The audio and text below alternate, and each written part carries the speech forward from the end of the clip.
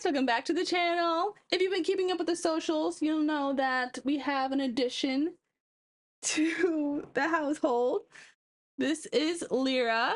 She is very playful, very rambunctious, and as you can see, very curious. She is also the reason that these lovely lights are not on, because she chewed through the cord.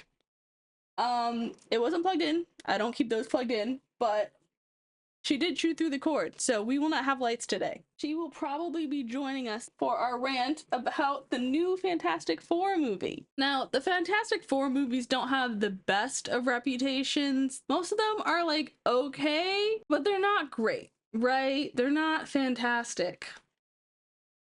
Lyra. So expectations were not high going into this movie, and let me tell you, they somehow, some way, disappointed me. It's really impressive at this point how bad they ended up making this movie. That being said, let's get into it.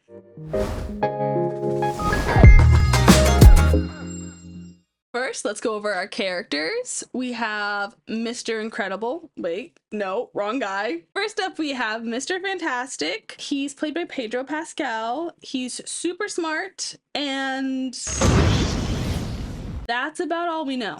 That's all we learn about him. So, moving on.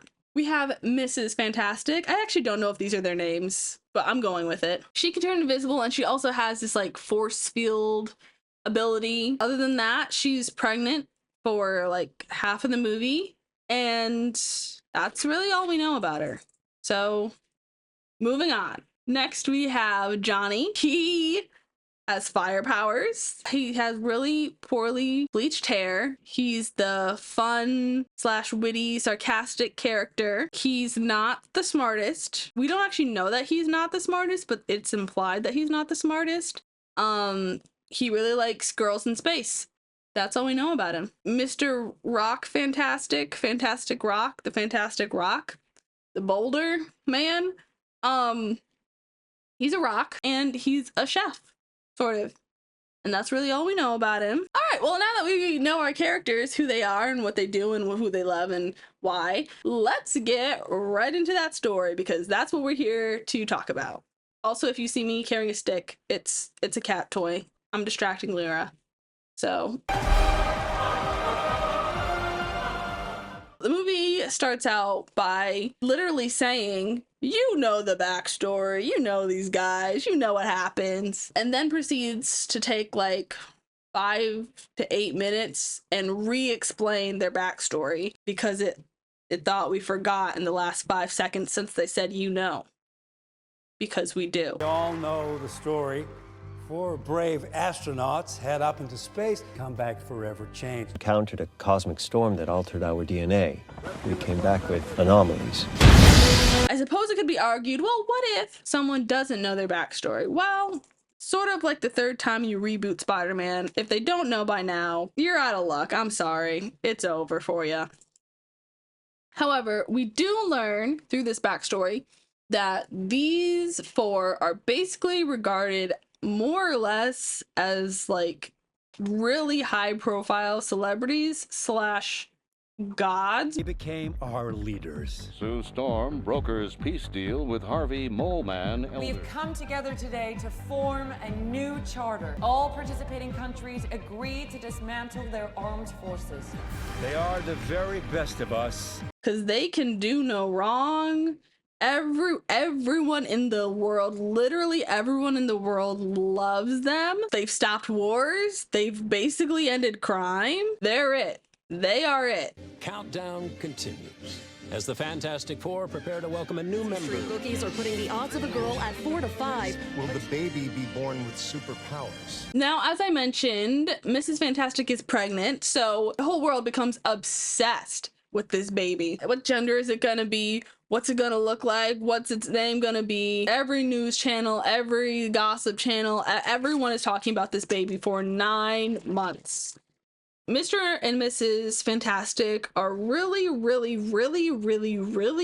worried that this baby is a weirdo, right? They're really worried that it's like an alien, that it's some abomination, that it isn't human, that it's just something, it's something else, right? So Mr. Fantastic apparently has done all these tests to make sure that it's just a regular human baby, and they decide that he in fact is a human baby and he's not weird. Then all of a sudden one day Silver Surfer shows up. We're the protectors of this world. I herald Galactus. She's like, your entire planet's gonna die. It's gonna get eaten by Galacticus. He's gonna kill everyone. Good luck. So the entire world starts freaking out because Galacticus is gonna destroy their planet. By the way, I think I should mention that when I was told Galacticus was gonna be the evil villain, I was picturing the wrong person. I was picturing this guy, specifically from the Lego Marvel PS3 game. It turns out it's not that guy. It's actually this guy, and his name isn't Galacticus. It's Galactum or Galacta or Galactus, or it's something like that.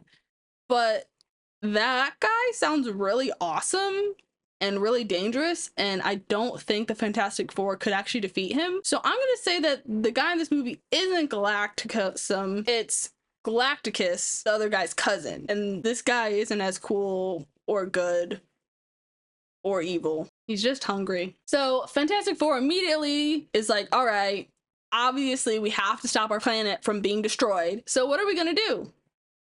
Well, plan A, negotiate with Planet Eater. So they pack up, they suit up, they head into space to find this guy. I don't know if they explained how they found this guy, how they knew where he was. I don't know if they were able to track Silver Surfer, maybe. I don't remember, but they were able to find him where he is in space, and it clearly wasn't that far because it looked like they literally just went out there, got in their Star Wars hyperspace ring, and took off. Found the guy immediately, no issues. Now, you may be thinking to yourself, all of them? They all went? Even the pregnant woman? The woman with the baby in her stomach?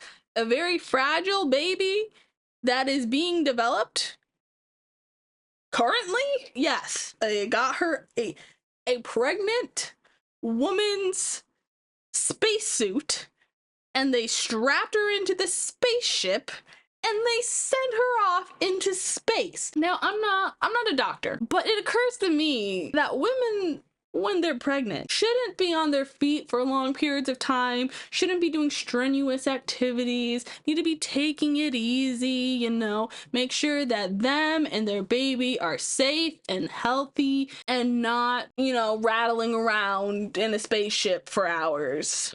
It just feels like that would be really bad for both the mother and the child. I feel like babies normally shouldn't be, you know, shaking around like it's a magic 8-ball, hurling through space at light speeds. Maybe that's just me. Maybe I'm wrong. Again, I'm not a doctor. Maybe that's perfectly fine for a baby. But I am saying that maybe this wasn't the smartest idea and we should have left her at home. You have traveled far. Yes. To beg for mercy. To talk. They get to the guy's planet, they show up, Silver Surfer is like, yo, you really shouldn't have come here, you're kind of stupid. So they go up to Galacticus and he's like, what's up, dog? You came here to beg for your lives? And they're like, well, we came here to negotiate. And that's when I'm start looking around like, what did you bring to negotiate with? What are you gonna negotiate with? All you brought was you, your brother-in-law, this rock guy, a pregnant woman, and your spaceship. That's all you brought. You didn't bring this man anything. How are you going to negotiate if you don't have any bargaining chips? So the negotiations fall through because they don't have anything to bargain with, but Galacticus is like, you know what? I'll cut you a deal. Just for you, if you give me that baby who's actually a galactic god entity person thing, if you give me that baby inside your stomach right now, I'll spare the entire planet. I'll leave you guys alone. I won't touch you. I won't think about you. Call it even. Mr. Fantastic and Mrs. Fantastic are freaking out. It's not true. He's normal. We would know. I would know. Galacticus is like, no, your baby isn't normal. He's a little freak. He's a little alien weirdo, just like me.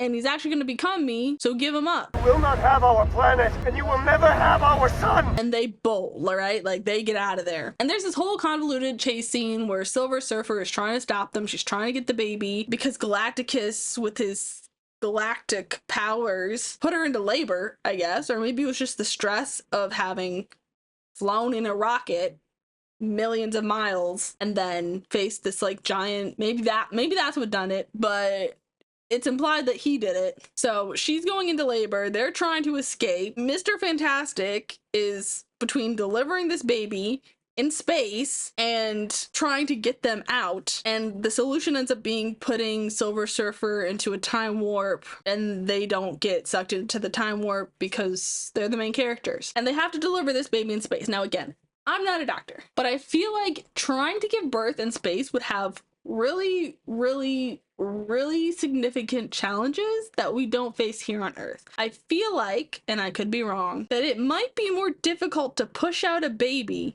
if there is no gravity or force of any kind that would help you do it. Like you're floating, and now you have to push a baby out of you in space, and the baby's gonna float away if it manages to get out. There has to be dire consequences to this. Imagine what the baby's gonna feel like when gravity hits it for the first time. Not to mention the fact that they still have to fly back home. They didn't bring a car seat, okay? This is an infant. Now, if you look at it, it actually does not look like an infant. It looks like the scariest, largest CGI baby you've ever seen in your life. But in theory, it is an infant. And in theory, it's also been born early. I don't know how early. She seemed pretty mature. And now it's floating in space, and they have to bring it home. And even if she's holding it on their way back in, I can't imagine it's going to be the smoothest of landings. What I'm trying to say is that this baby is dead. This baby's dead. There's no way this baby is surviving. Either they hand it to this man and it dies. Actually, it doesn't even die. He wanted it because he wanted it to take his place. He wanted to trade spots. Kind of like in Loki. I guess we just reused that idea.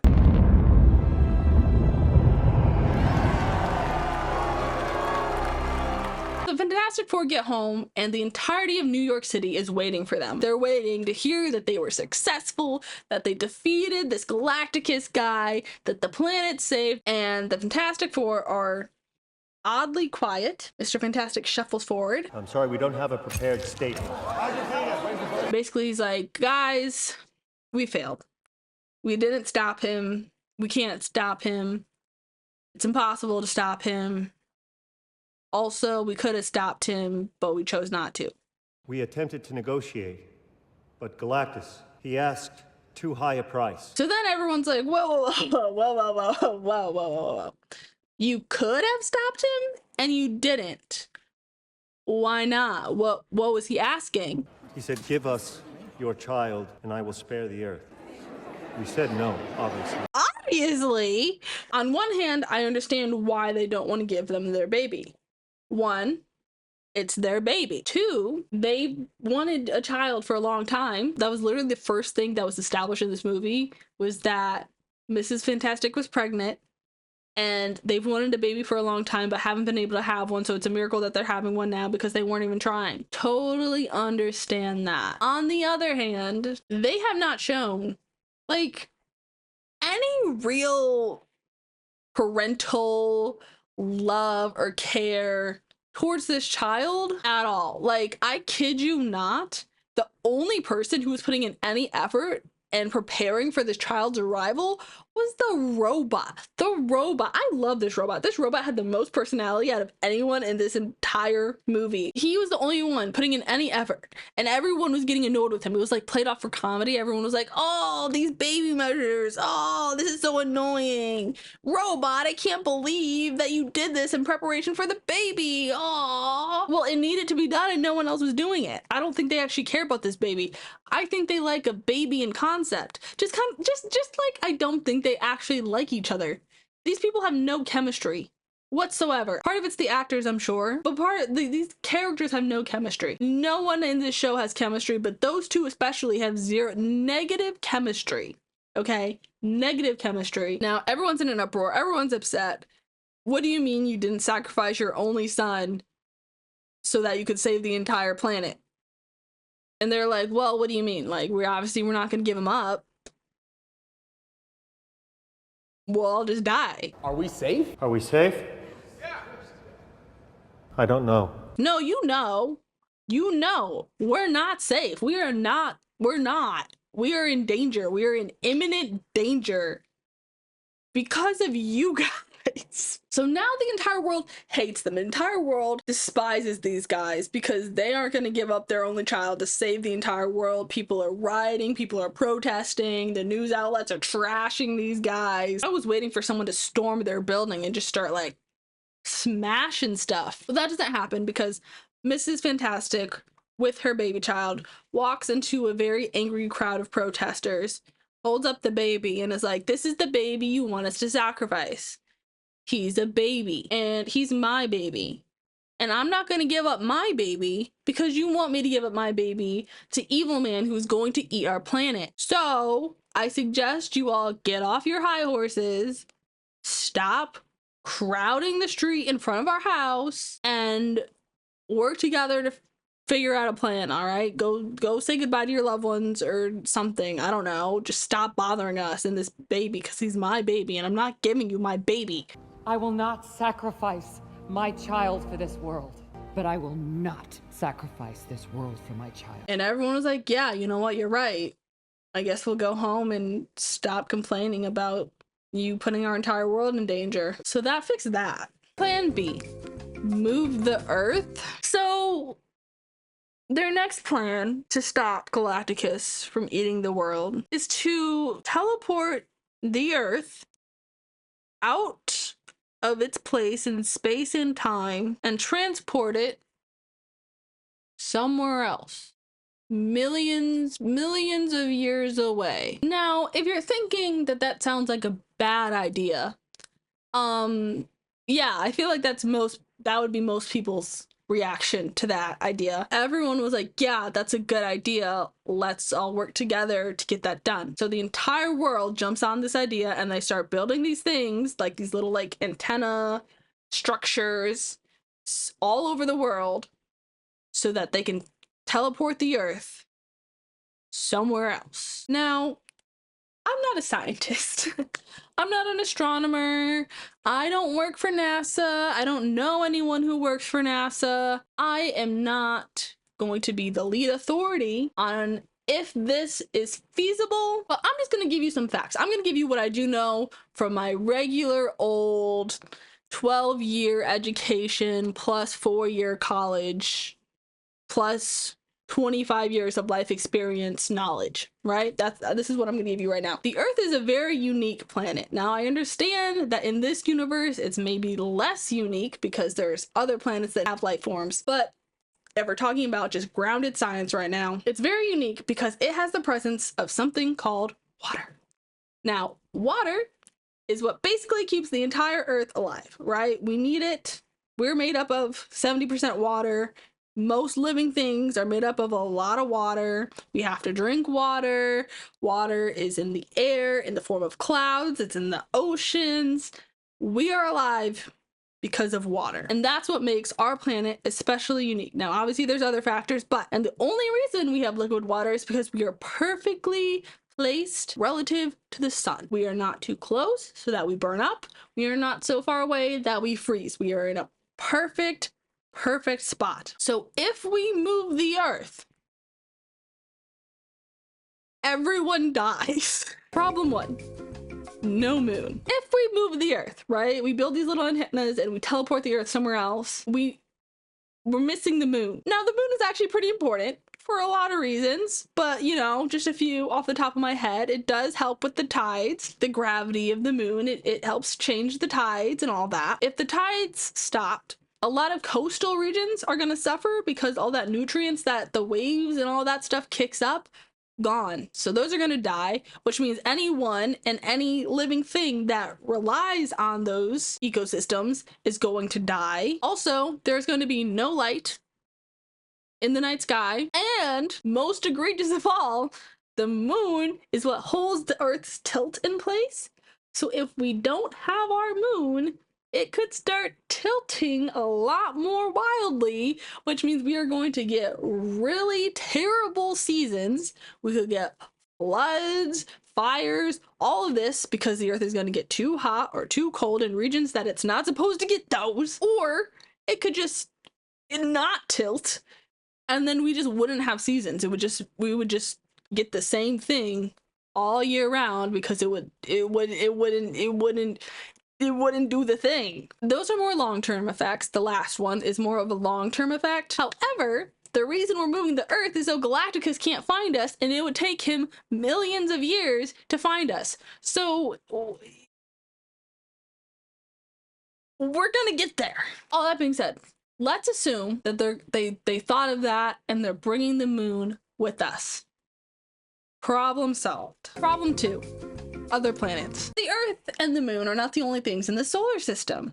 Our solar system has many planets, all of which have a unique little role in our solar system, and all of which kind of help keep each other in line, right? They're kind of helping each other stay in those orbits. So if we forgot to bring the other planets, Earth's orbit would be less stable, less predictable, and more likely to change. Now, that wouldn't affect us too much.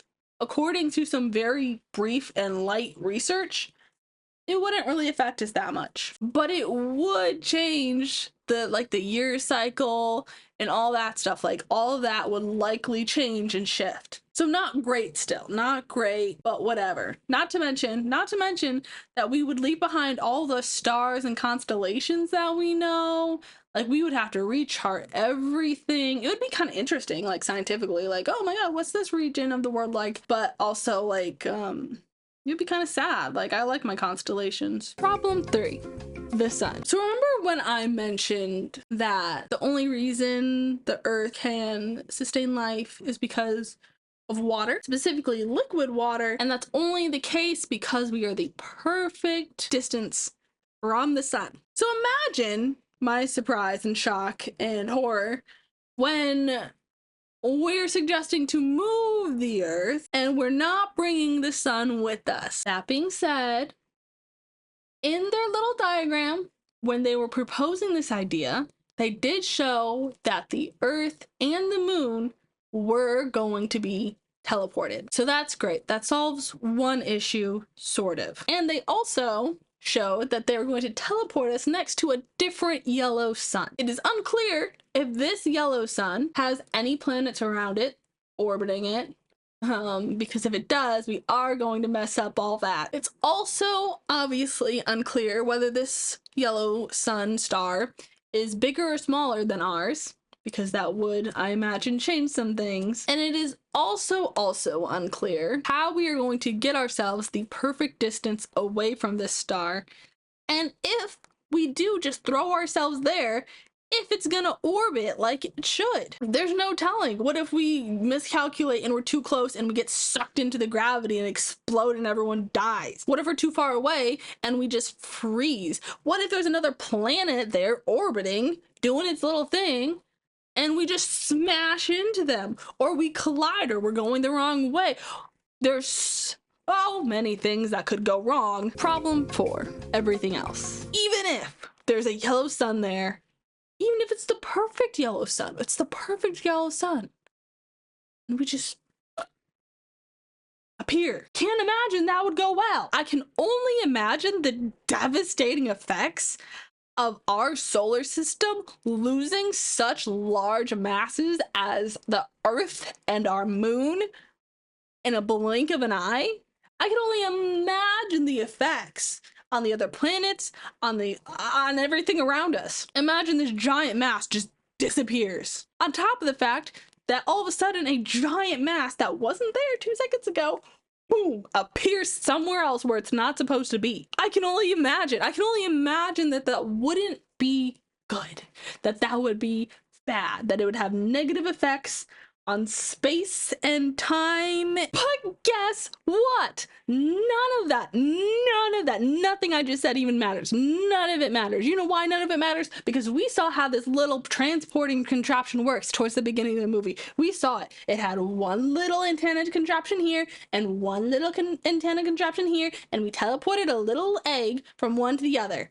That's what we did at the very beginning of the movie. So guess what that means? It means that we need two sets of antennas, one where we start and one where we're going. And we need them both to be working and energized, whatever, properly. So you're telling me somehow, some way, they went millions of years over in space and they built antenna things where they were going in the exact right spots so that when they teleport, it knows where to go? You're telling me they did that? You're telling me they had the time, resources, money, labor? You're telling me that they did that? No, they didn't do that. They didn't do that. I can guarantee you they didn't do that because it's impossible for them to have done that. Everything else is impossible, but this is impossible. So where is the Earth going? Great, you found a spot. How are you going to get us there? You're going to teleport us where? There's no other side to this teleport device. The world isn't going to go anywhere. It's just going to go and stay in place. Because you're an idiot. I don't believe them. I'm sorry. That took me out of the whole movie. This entire situation, as you might have guessed, took me out of the entire movie. I was like, there's no way that this was their solution. Their first thought, how are we going to stop this guy from eating our planet, was let's just move the Earth. And on top of this, Science Man, Mr. Fantastic, in his little explanation, while he's trying to convince us that this is a good idea, is like, don't worry, guys. The difference between a planet and an egg is only scale.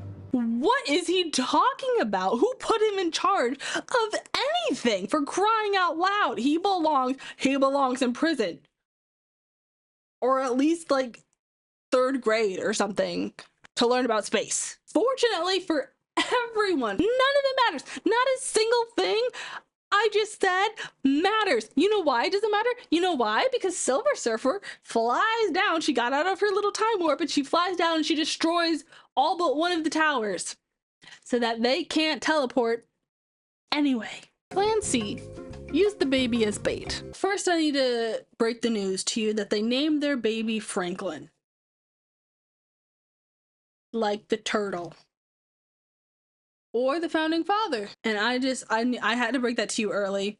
That has been influencing my feelings towards this child, and I think it should influence yours as well. They decide that instead of teleporting the Earth somewhere else, since only one tower remains, they are simply going to bait the giant planet eater to their planet and have him step through that portal and teleport him millions of miles away. And to do that, we're going to use the baby as bait. We're going to use the baby as bait. Now, you might be thinking, haven't we spent this entire movie trying to keep the baby safe and out of his hands? Why would we use him as bait? And I don't have an answer for you because I don't know either.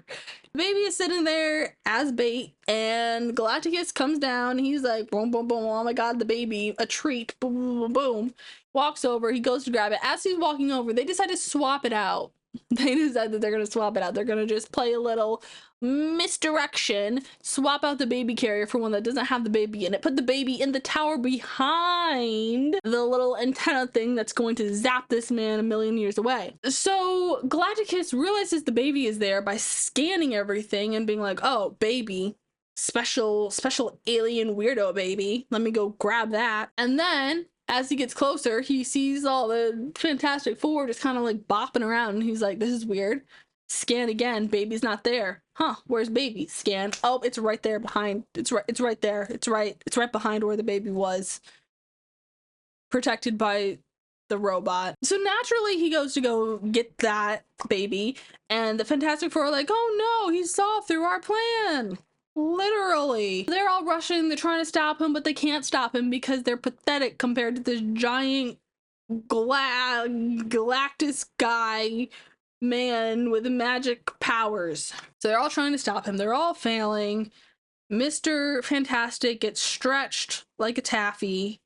And honestly, I lost all respect. Like, I didn't have much respect for him, but I lost the rest of it in that moment, because he did not stretch very far. Can I say that? Can I just have a moment to say that he did not stretch very far? It was pretty pathetic, okay? Mrs. Incredible could outdo him. Mrs. Incredible would have survived that. Mrs. Incredible wouldn't have put her child in danger as bait. She would have known that he can... Needless to say, the Incredibles could have solved this problem a lot quicker, and they wouldn't have embarrassed me so many times, or themselves, or their planet. But that aside, they're all losing. Mrs. Fantastic uses her force field light manipulation to force him back. And then Johnny opens the little portal and, oh, they're gonna get him in, they're gonna get him in. And he goes in and the day's saved and people are happy. But oops, nope, they're not actually, because here he comes, he's pulling himself back out. He's like, this was a terrible prank, guys. So then Johnny, he sees that there's 10 seconds left on that portal. And he's like, okay, I gotta save the day. And so he tries to fly as fast as he can into Galacticus to push him back. But on his way, he gets stopped. Silver Surfer comes surfing in, knocks him out of the way, pushes Galacticus through the portal. It closes immediately. The day is saved. Except that Mrs. Incredible died. Oh, wait, the wrong person. Mrs. Incredible would never die. The other one died. But then she came back to life, so it's not a problem. So, whatever. Now, you may think, oh, that's kind of weird. Why did Silver Surfer do that? Brief context. Johnny has a little collection of vinyls. These vinyls have alien recordings on them. I don't know how he got them. I don't know how they were recorded. I don't know where. I don't know. I don't know anything. It's not explained. We don't know. But he has them and he's obsessed with listening to them for some reason. Then Silver Surfer comes and she says some words to him on the first meeting. Moha kupiro ame. And on the second meeting, he asks what they mean, and she tells them it means die with yours. So, simple phrase, 3 words, die with yours. So he goes home to his little vinyls and he starts listening really hard and he hears that same phrase. He's like, oh my God, die with yours. Let me write that down. And then he learns an entire alien language. I'm not even joking. He knew 3 words based off of sound only. He didn't have anything written down. He didn't have anything. He only knew die with yours. Now, unless die in the present tense comes up a lot in these recordings, or with, or yours as in the possessive, I don't see how he managed to decipher an entire language based off of only recordings. He not only deciphered the entire language, but he now speaks it fluently, understands it fluently, and he also somehow in these random recordings that they got from who knows where from how long ago was able to piece together Silver Surfer's backstory and recite it back to her. Once I translated one phrase, pieced together enough language to understand your history. These planets weren't so lucky. I'm not an expert, but I don't think that's how languages work. I don't think that's how they work. There's no way you figured out how to speak their entire language fluently based off of 3 words. I know several words in Spanish and French. I can't decipher an entire language based off of them. I know when you say school, I know when you say socks in French. I can tell you him, he, her. I can do that. I know how to say eat in French and Spanish. But if you just hand me a recording of people talking about their backstory and how their planet was destroyed and how someone maybe saved them or maybe didn't, I'm not gonna know what they're talking about. I'll pick up the word eat.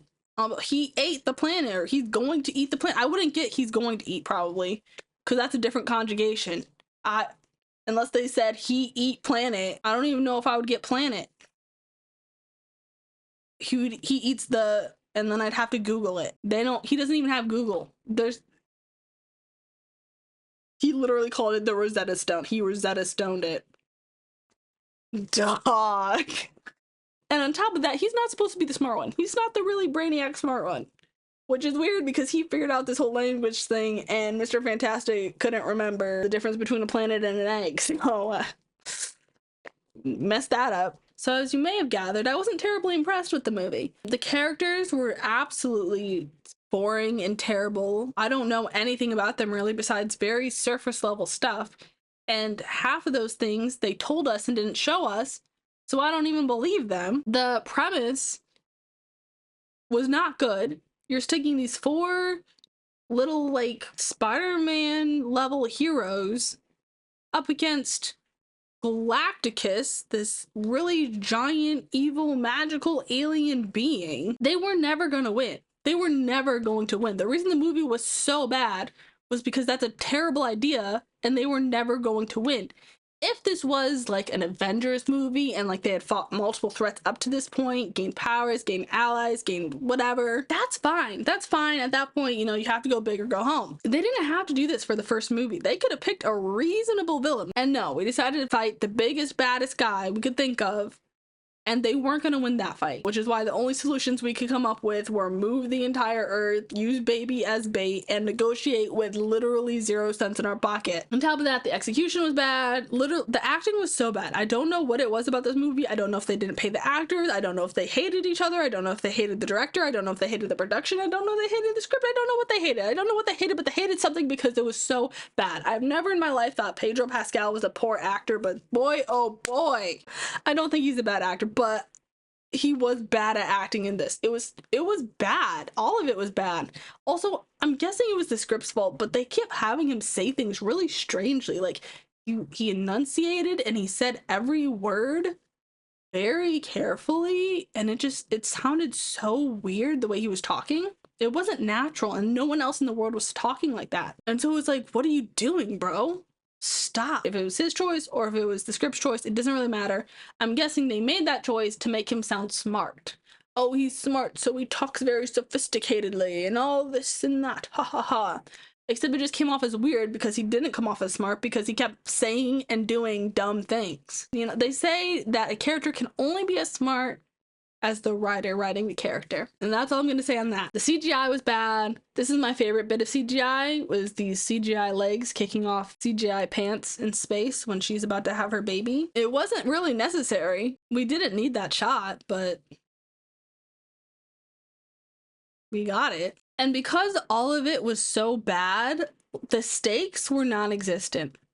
I was not concerned for these people's safety one bit, because at that point, by the time we got to a threat, I was like, well, this is stupid. They're clearly not going to win, but clearly they have to win. So there's no danger here. At that point, I was just waiting to see what happened, and what happened was stupid and bad and terrible. And like part of that is because like no one had a character arc, no one grew, no one learned, no one changed. There was no real like something's gonna happen, you know, we're gonna lose this if we don't get this right. Like, sure, they could have lost their child in theory, but I was kind of rooting for that because at this point, if it's between the world and your child, unfortunately, even though it's going to hurt and be sad, you do have to give up your child. And 2, they're like, oh, the planet's in danger. Well, obviously, we're not going to destroy their entire planet, so that has to be saved. There was no personal stakes. There was very low emotional stakes because we knew they weren't going to give up their baby, so there wasn't anything to worry about there. There was nothing. There was nothing. Now, I know that whole thing was negative, so before we end the video, let's end it on a high note on some things that I actually did enjoy. Okay, I know I said high points. This is a neutral point. Johnny was the most interesting character, and he had nothing to do the entire movie, aside from memorizing an entire new language. Just throwing that out there. I'd also like to throw out that Rockman, had a weird love interest, like, side plot thing that didn't add anything to the film or his character. This girl came up and started flirting with him for some reason, and he kind of flirted back, and then we forgot about her for like an hour and a half, and then we came back and she's like, hey, I still like you and you're cute or whatever. And he's like, same, sort of. They didn't actually say anything like that, but it was kind of implied that they were still flirting, and then nothing happened with that. So Last but not least, shout out to the obligatory Black character, Black woman specifically, who got to be in the film approximately 30 seconds and is one of the only reasons this film passes the Bechdel test and has really any diversity in it at all. Good work. A lot of times with silly movies, cheesy movies, bad movies, you can be like, oh, well, it was fun. It wasn't fun. It was boring. It was almost a DNF. We got like an hour into it and we were like, ooh, this is really bad. Do we even want to finish? But then we did, and it wasn't worth it. So that's all for today. If you liked the video, go ahead and like and subscribe below, and I will see you guys next time. Bye! Johnny loves space, Johnny loves women. Now there's a literal naked space woman, and Johnny thinks they had a moment. Congrats. You killed everyone. The Planet Eater didn't get us, but the cold embrace of space did.